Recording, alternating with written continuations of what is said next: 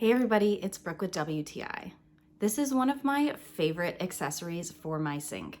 I did not even realize how much I needed this until my mom got it for me. My favorite part about it is it has this spot to put your sponge so it dries properly and it doesn't stay all damp, so it's not gonna get moldy.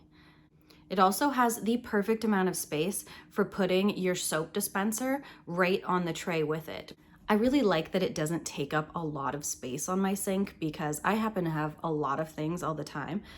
But I love how much it holds. I can put a lot of things in this, and because it's ceramic, it's not flimsy, it doesn't fall over when I pack it full of all the different brushes and things that I use for doing dishes. I like to keep this little sponge drying part right on the Caddy, but you could also take it off and use the tray separately for your soap or your hand lotion if you have those on your sink.